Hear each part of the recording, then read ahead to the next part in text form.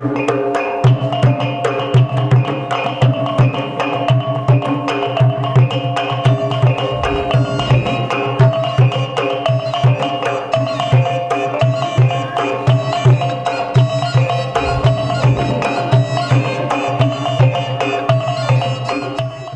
poning-poning, tuan-tuan dan puan-puan.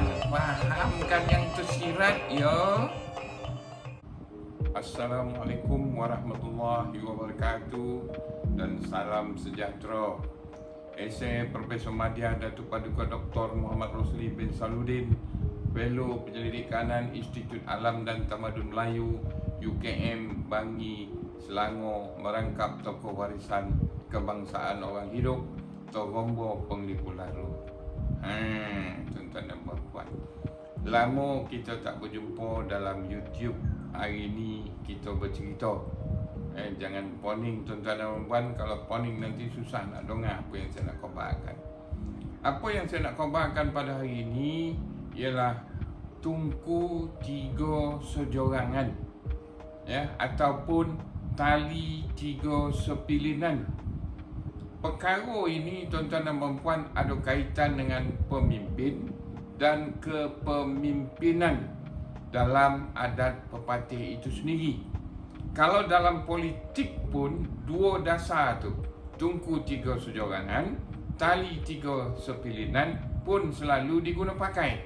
Tetapi saya nak bercerita yang ada kaitan dengan adat pepatih. Kalau adat pepatih ni tuan-tuan dan puan-puan, Tunku Tiga Sejorangan ni, yang pertama mesti ada pemimpin. Siapa dia pemimpin tu tuan-tuan dan puan-puan? Pemimpin yang tertinggi, penghulu, lembaga, buapak, ibu soko, kalau yang paling atas lagi Datuk Undang, dan ke bawah duli tuanku, tuan-tuan dan puan. Jadi perkara ini perlu kita fikirkan, bahawa perlu ada pemimpin, perlu ada cerdik pandai, perlu ada orang syarat. Tiga pihak ini perlu ada dalam memantapkan adat pepatih itu sendiri. Kalau tidak ada, ibaratkan tungku tu tuan-tuan dan puan, ada satu tiang, dua tiang, tiga tiang. Cuba kita buang satu, dia tak boleh togak. Nak jorang nasi, nak jorang air, nak jorang nak masak lauk pun payah. Tuan-tuan dan puan-puan. Jadi memang payah. Dia mesti ada tiga. Tali tiga sepilinan pun dia mesti ada tiga olai tali dipilin baru dia cantik. Inilah kiasan ni tuan-tuan dan puan. Pilih-pilih tompek menjadi, pertama tolok kedua pantai. Pilih-pilih pemimpin terpuji, pertama elok kedua pandai.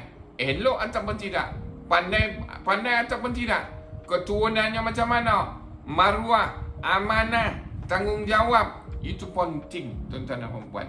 Bukan sekadar kita ngambil gola, ya tuan-tuan dan puan. Minta maaf tuan-tuan dan puan, saya nak berkhabar tentang perkara-perkara ini.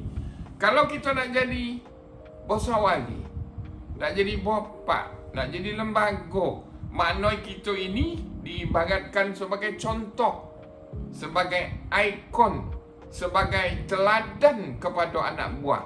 Dan kita kena mahir dari segi adat pepatih itu sendiri, macam mana dan bagaimana. Sebab ada ompek tunjang, adat yang sebenar-benar adat, adat yang diadatkan, adat yang teradat, dan adat istiadat. Adat yang sebenar-benar adat ialah undang-undang yang sebenar undang-undang. Adat yang diadatkan ialah undang-undang yang diundang-undangkan. Adat yang teradat ialah undang-undang yang terundang-undang. Adat istiadat adalah undang-undang yang diundang-undangkan.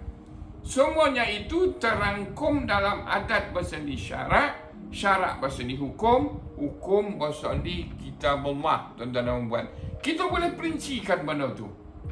Tuan-tuan dan puan, paling besar dalam adat pepatih ini sebagai pemimpin ataupun sebagai anak buah ialah biar mati anak, jangan mati adab.